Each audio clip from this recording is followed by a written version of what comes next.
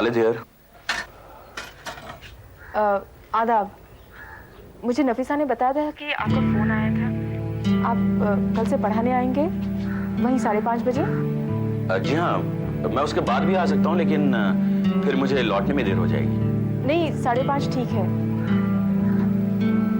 मैं आपसे कुछ कहना चाह रही थी। फरमाइए। पढ़ाने के लिए आप इसलिए आएंगे क्योंकि जोर देकर आबिद साहब ने आपसे कहा था। रही मेरी बात, मैंने इसलिए कहा क्योंकि अम्मी समझती है कि आपने आना मेरी वजह से बंद किया है। और कुछ? आप पढ़ाएंगे और मैं पढ़ूंगी। इसके आगे या पीछे न कुछ था और न होगा, सिवाय शुक्रिया के और घर वालों की मौजूदगी में मिलने पर सलाम और दुआ की। आप मेरे लिए गैर हो जाएंगी ये तो नहीं कहूंगा, लेकिन अपने और गैर के बीच ज्यादा से ज्यादा जितना फासला मुमकिन है मैं रखूंगा, आप भी रखेंगी। जी। आप मुझे ज्यादा से ज्यादा 1 गिलास पानी और 1 प्याला चाय देंगी, इसके अलावा और कुछ नहीं। देखिए, ये मेरे हाथ में नहीं है। घर का तनाव दूर करने के लिए मैंने आपको बुलाया है, इसलिए जो दिया जाए अपने ऊपर जुल्म समझकर खा लीजिएगा। इसके लिए उर्दू में एक लफ्ज है, जहरमार करना। मैं जहरमार कर लूंगा।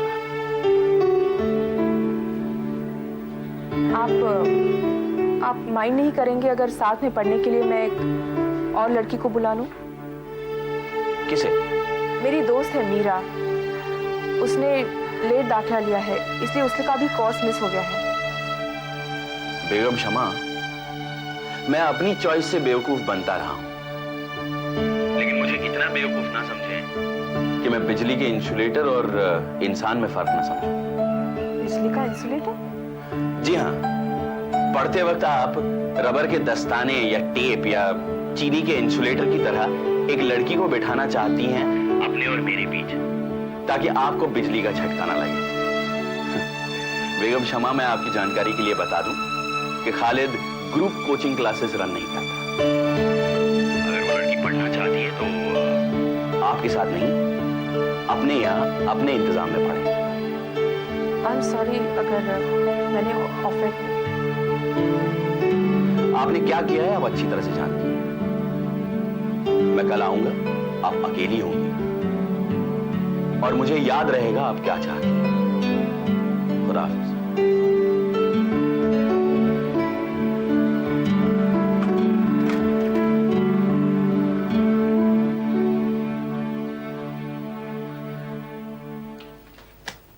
आज तुम फिर हार गई।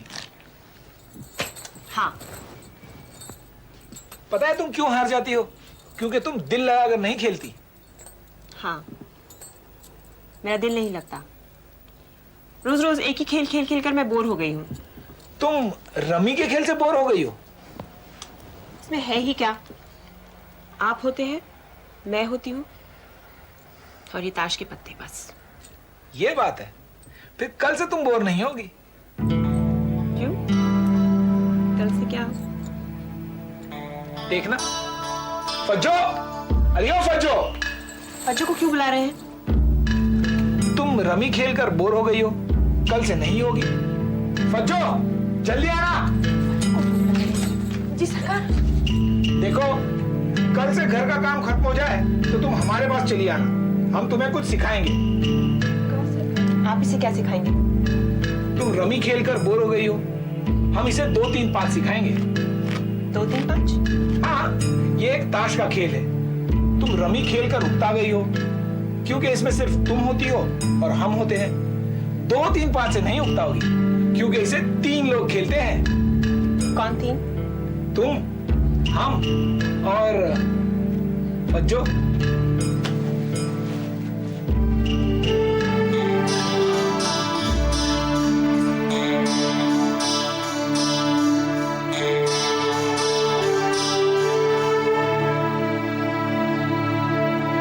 वाह, क्या बात है। अगर तुमने वाकई ये कहा और वो भी शमा से। क्यों, आपको यकीन नहीं आ रहा? मुझे यकीन नहीं हो रहा है, क्योंकि आदमी जब इश्क करता है ना तो वो भिखारी हो जाता है। उसे भागने की और ना सुनने की आदत पड़ जाती है, खुद ना नहीं कह पाता। लेकिन इस बार मुझे ना कहना पड़ा। अच्छा किया तुमने, बहुत अच्छा किया। क्योंकि दुनिया में जो डिक्टेटर होते हैं वो खुद नहीं बनते हैं, उन्हें हम बनाते हैं। क्योंकि हम ना नहीं कर पाते, वो जो कहते हैं हम मान लेते हैं। लेकिन आबिद साहब, इस बार तो उन्होंने मुझ पर शक किया। अगर वो अकेली होंगी और उनके साथ कोई नहीं होगा तो मैं उन्हें कुछ ऐसा वैसा क्या बैठूंगा। तुम ना भी कहते, लेकिन तुम्हारी पोजीशन में कोई और आदमी होता तो कह सकता था। जबान से ना भी कहता तो नजरों से कह जाता। इसीलिए औरत आदमी से नजर मिलाते हुए डरती है कि कहीं आंखों आंखों में कुछ कहना जाए।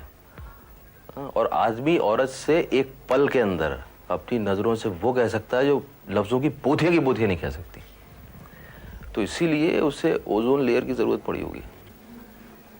Ozone layer? वो लेयर जो सूरज की अल्ट्रावायलेट किरणों को हम तक पहुंचने से रोकती है और हमें खाल का कैंसर नहीं होने देती। आबिद साहब, मैं खाल का कैंसर हूं? जब तक औरत मोहब्बत नहीं करती, उसके लिए हर आदमी पल्लू खींचकर भीख मांगने वाला बच्चा है या खाला कैंसर पैदा करने वाली अल्ट्रावायलेट किरण है। आबिद साहब, आप किसके साथ हैं? शमा के। शमा को दरअसल एक ऐसा आदमी चाहिए जो उससे ये कहे कि मैं आपसे मोहब्बत करता हूँ, और फिर ये भी कहे कि मोहब्बत का मतलब ये नहीं है कि आप मुझसे कोई भी गलत सलत बात बनवा लो। ऐसा होगा तो औरत उसकी इज्जत करने लगेगी और उसके बाद औरत के दिल से मोहब्बत का चश्मा फूटता है। आबिद साहब, मैंने अपनी इज्जत कराने के लिए ऐसा नहीं कहा था, मुझे बुरा लगा था। अरे बुरा लगना चाहिए यार। वो आदमी भी क्या जिसे बुरी बात भी बुरी ना लगे। तुम जाओ, उसको पढ़ाओ, वो पास हो जाए, तुम उससे बात करने लगो, तो मुझे जरा इत्मीनान हो जाए। इत्मीनान? किस बात का? हमारी पार्टी वाले चाहते हैं कि मैं दोबारा से तेलंगाना जाऊं। वहां के जमींदारों और ठेकेदारों ने जो हमारी फौजों का सफाया किया है, अब हम जाके उसका बदला लें, हमारी गोलियां उनके सीने में उतारें। तो पिछली बार मैं आ गया था, हो सकता है इस बार ना आऊं, तो इस घर का उस घर का दोनों का तुम्हें ख्याल रखना पड़ेगा। साहब, ऐसा मत कहिए प्लीज। ये घर मैंने जूबी के नाम कर दिया है, उसको माली मुश्किल नहीं होगी, लेकिन शमा का भी केस चल रहा है, उसे कुछ पता नहीं है। तो वो तुमसे कुछ भी कहे, तुमसे लड़े या झगड़े, लेकिन तुम उसके पास रहना, ताकि जब भी वो आवाज दे तुम उस तक आ सको। आबिद साहब, मैं ये बात नहीं सुनना चाहता था। मैं भी कहाँ सुनाना चाह रहा था यार। हमारे जो गालिब साहब हुए हैं वही कह गए कि उम्र का घोड़ा जो है वो सरपट दौड़ रहा है, ना तो उसकी लगाम हमारे हाथ में है, ना हमारे पैर उसकी रकाब में। तो पता नहीं कब घोड़ा बिन सवार की हो जाए। और जंग में ऐसा होता है, घोड़े रह जाते हैं, सवार गायब हो जाते हैं।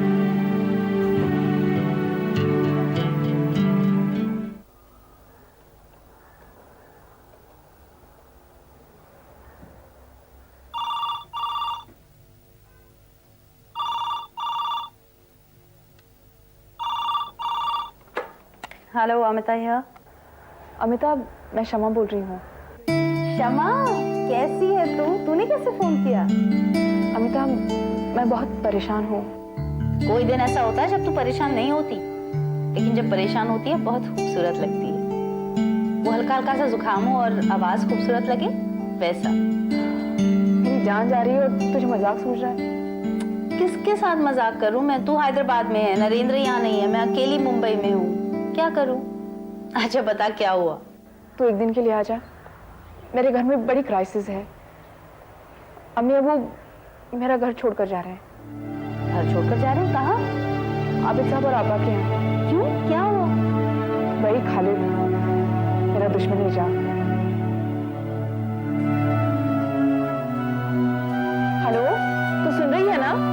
हाँ मैं सुन रही हूँ। एक बात बताऊं, तू अपने लिए मुसीबत खड़ी कर रही है। मैं मुसीबत खड़ी कर रही हूँ? तू भी यही कहती है कि उसे अपने पास आने दो? पास आने देने में और दिल के अंदर आने देने में बहुत फर्क होता है। मेरा एक कलीग है ब्रिजेश, वो मेरे पास आना चाहता है, मैं उसे पास आने देती हूँ क्योंकि इट्स माई जॉब, मुझे उस कलीग की जरूरत है। लेकिन मेरे दिल के दरवाजे के अंदर कभी नहीं आने दूंगी। वो मेरे घर के अंदर आ रहा है और मेरे घर वालों के कहने पर आ रहा है। लेकिन तेरे दिल के अंदर तब तक नहीं आ सकेगा जब तक तू नहीं चाहेगी। एक ताला लगा ले, वो वाला जो सिर्फ अंदर से खुले, बाहर से ना खुले, जब तक अंदर से ना खोला जाए। पता है लड़कियों के पास एक निगाह होती है जो पास आने देती है लेकिन अंदर आने नहीं देती। तू आएगी कि नहीं? क्यों नहीं आऊंगी, लेकिन जब तक ना आऊं तब तक ऐसा कोई काम मत करना जिससे अम्मी और अब्बू घर छोड़कर चले जाएं, ठीक है? तू अपने पिताजी से लड़ रही और मुझे ये सबक दे रही है? क्योंकि मेरे पास जो कलेजा है वो तेरे पास नहीं है, और मेरे पास नरेंद्र है। तेरे पास कौन है? क्या कहा तूने? मैंने सुना नहीं, कान में खुजली आ रही थी, खुजाल रही थी। बोल। बकवास न कर, मुझे किसी की जरूरत नहीं है। इमोशनली, फिजिकली, इंटेलेक्चुअली तुझे किसी न किसी की जरूरत पड़ेगी। आज नहीं पड़ेगी तो कल पड़ेगी, कल नहीं पड़ेगी तो परसों पड़ेगी, लेकिन पड़ेगी। क्या समझाया मुझे? वही जो समझना चाहिए। 20-25 साल की लड़की, फुल ब्लूम, जिसके जिस्म के फैक्ट्री को प्रोटीन हार्मोन्स और हर मिनट पर 3 अरब सेल्स बनाने के लिए जो सुख और सुविधा, सेंसेशंस चाहिए, वो बदन मांगता है। क्षमा, विधवा का धर्म निभाने के साथ साथ अपने बदन का भी धर्म निभा। ऑक्सीजन पहुंचा अपने दिल को, अपने दिमाग को। बकवास बंद करेगी या फोन रखूं?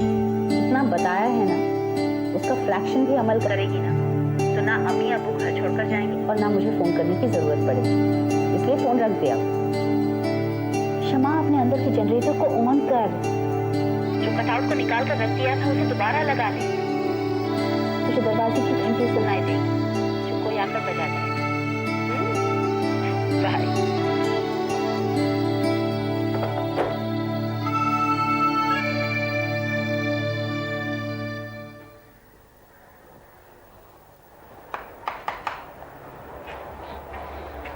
आदाब।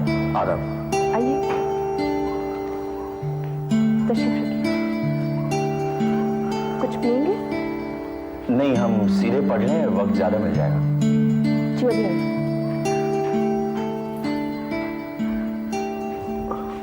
आदाब। आदाब, जीते रहिए। कैसे हैं आप? आपकी वालिदा कैसी हैं? आपकी दुआ से सब खैरियत है। आप फिर से पढ़ाने आए, बहुत बहुत शुक्रिया। खुदा आपको इसका सिला दे।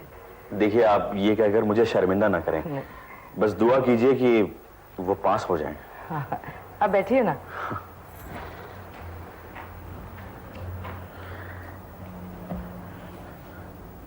वारिस कैसा है?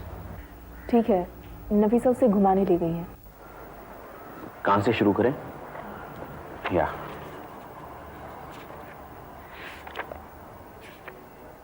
हाँ।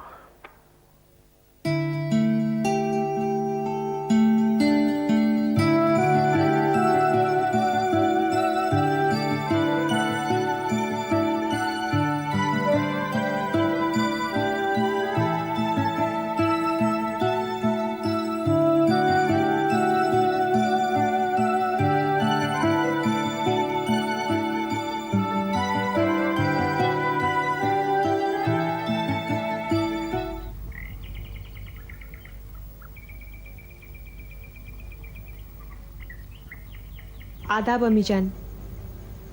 अरे दुल्हन, तुम फिर आ गई? मैंने तुमसे कहा ना कि अभी तुम्हारे आराम करने के दिन हैं।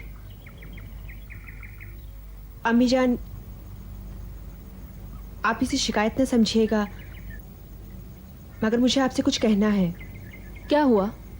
किसी ने कुछ कहा तुमसे? कोई बात की? अम्मी जान, मैंने आपसे कहा था कि फज्जो को आप अपने साथ काम में लगाए रखिए। मुझे उसकी जरूरत नहीं है, पर वो नहीं मानते। कौन नहीं मानता? लतीफ? जी हाँ, मेरी कोई बात नहीं मानते। मुझे ताश खेलना नहीं आता था, उनकी खातिर मैंने सीख लिया। अब दिन भर ताश खेलते रहते हैं। जब मैंने इशारे से समझाने की कोशिश की कि एक ही खेल खेलते खेलते मैं ऊब गई हूं, तो कहने लगे कि फज्जो को ताश खेलना सिखाऊंगा और फिर हम तीनों मिलके खेलेंगे। क्या वो फज्जो को साथ बिठाकर ताश खिलाएगा? जी हाँ, जब साथ में खिलाएंगे तो वो कहाँ बैठेगी? या मेरे पास या फिर उनके पास। तुमने उस फज्जो की बच्ची को मना क्यों नहीं कर दिया? अम्मी, मैं उसे तो मना कर सकती हूँ,